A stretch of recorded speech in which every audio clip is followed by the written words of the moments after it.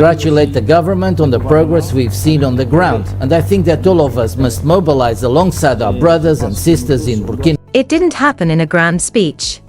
There was no televised announcement, no glossy policy paper for the press to dissect. It slipped out during a routine diplomatic briefing, the kind of session where officials read off updates in a monotone and most people half listen. But this time, something shifted.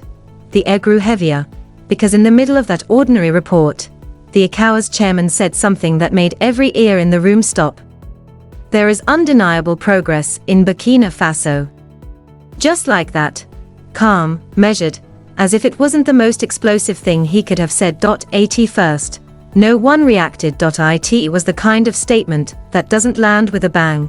It burns slowly. A few diplomats exchanged glances. A junior reporter scribbled it down, unsure whether it was even meant for public record. But by the time the briefing ended, the words had already begun to echo through the corridors of power. Here was the head of ECOWAS, a bloc that Burkina Faso had walked out of in defiance, quietly praising the very country it once tried to punish. There was no explanation, no walk back. The chairman moved on, as though the remark carried no special weight. And yet, that casual delivery was what made it so dangerous.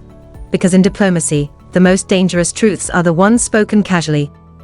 This wasn't part of a peace overture. It wasn't a hint at lifting sanctions.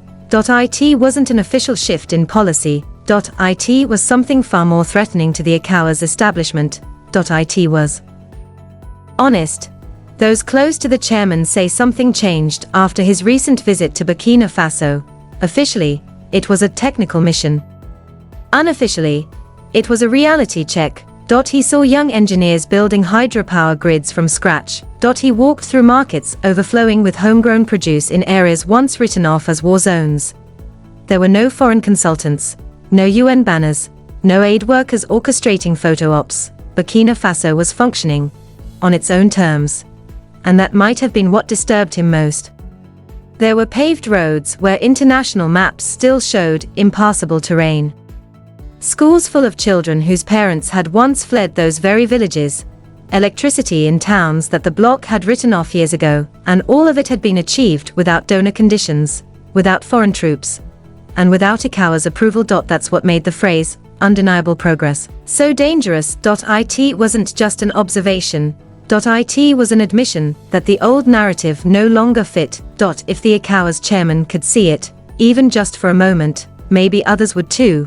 And if others saw what he saw, the authority ECOWAS once held over these breakaway states would begin to crumble, not because of rebellion, but because of results. The truth is, ECOWAS didn't lose control the day Burkina Faso walked out. It lost control months earlier, when its punishment stopped working. Sanctions were supposed to choke the economy. Travel bans were meant to isolate leaders. Freezing financial support was designed to break morale. But none of it worked. Burkina Faso, Mali, and Niger didn't collapse. They doubled down, and their people rallied behind them. Crowds didn't march to demand reintegration. They came out to mock ECOWAS as a hollow tool of foreign interests. The approval ratings of sanctioned leaders rose. The illusion of control cracked. Inside ECOWAS headquarters, unease turned into quiet panic. Why weren't these military governments collapsing? Why were their leaders becoming more popular?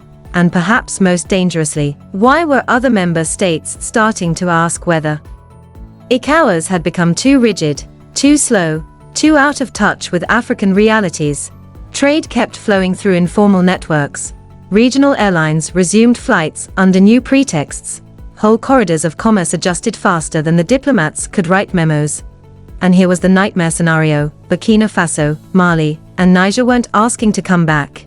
They were building alternatives. Military pacts, currency talks, joint development projects.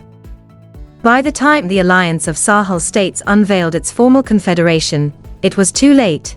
The temporary protest had matured into a functioning political machine. ECOWAS was no longer in charge of the conversation.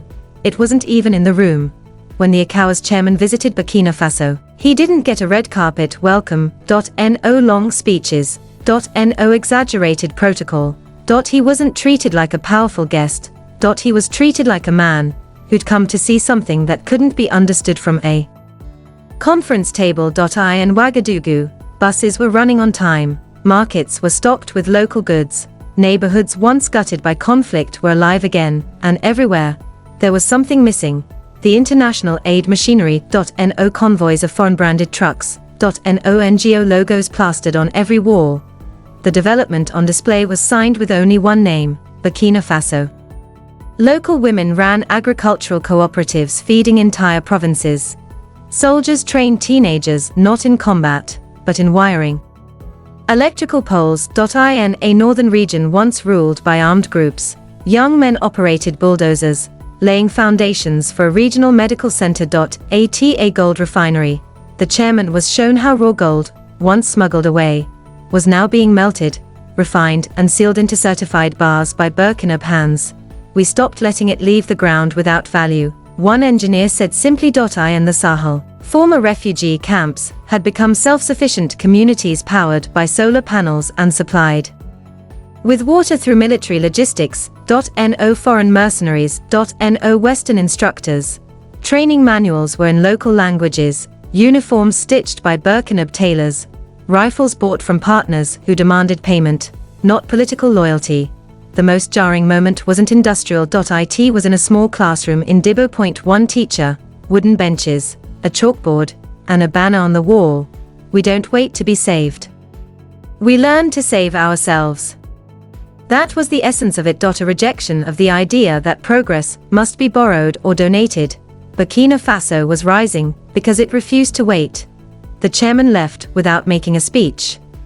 There was nothing to say. So when he returned and dropped those words, undeniable progress, it wasn't flattery. It was a signal. A signal that silence was no longer sustainable, and that ECOWAS needed to recalibrate before it became irrelevant. 4 years.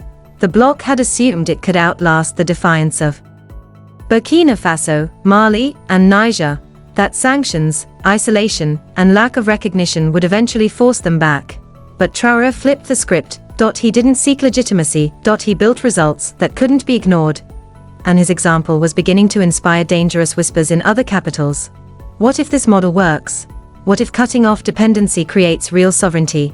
What if we build with what we have, instead of waiting for IMF directives? For ECOWAS, those questions are poisonous. The chairman's comment wasn't a peace offering. It was a flare, a warning to the rest of the bloc that the center is wobbling, and that a new power alignment may be inevitable. By acknowledging progress in Burkina Faso, he forced other leaders to take a side, continue pretending the Sahel has collapsed, or break ranks and admit the obvious. More than anything, the remark gave ECOWAS a diplomatic escape route. A way to re-engage with the breakaway states without openly admitting defeat, because if the AES alliance continues to harden, with Russian defense deals, Chinese infrastructure investments, and growing Pan-African solidarity, ECOWAS risks talking only to itself, and a club with no leverage is just a relic. The praise wasn't aimed at Traoré. It was aimed at West Africa. A message. They're not collapsing, they're rising, and if we don't adjust, we'll be the ones left behind. Burkina Faso's military government was once treated like an interruption, a temporary detour before returning to democracy. But that time is gone. Traoré isn't just managing a country, he's modeling a functioning alternative. Schools are opening, markets are stabilizing, foreign reserves are growing, imports are being replaced by national production. It's not theoretical. It's physical. It's measurable. In a region where many leaders excel at managing donor optics, Traoré has skipped the performance. He doesn't attend endless summits. He doesn't speak in jargon. He governs as though he owes nothing to outsiders and everything to his people. AES, the alliance of Burkina Faso, Mali, and Niger, is no longer an isolated rebellion. It's coordinating defense, co-developing infrastructure, and moving toward a shared currency free of colonial relics. And in this new bloc, Traoré has become the ideological compass. He's young, untainted, and aligned with a generation that rejects dependency as destiny. He speaks simply, delivers concretely, and has become a symbol of possibility across the region. That's what ECOWAS didn't predict. That leadership wouldn't come from legacy or alliances, but from outcomes. Burkina Faso may be small, but it has something no ECOWAS resolution can manufacture: momentum. Every restored village, every refinery, every soldier turned engineer is a precedent. And precedents spread. That's why, despite the chairman's praise, there's no rush to reconcile. Because Traoré doesn't need a seat at the old table. He's building a new 1.1 where Africa sets the terms, and progress isn't measured by foreign applause, but by how many children eat, learn, and live without fear. Burkina Faso isn't asking to be followed. It's simply moving forward, and the rest of West Africa is watching.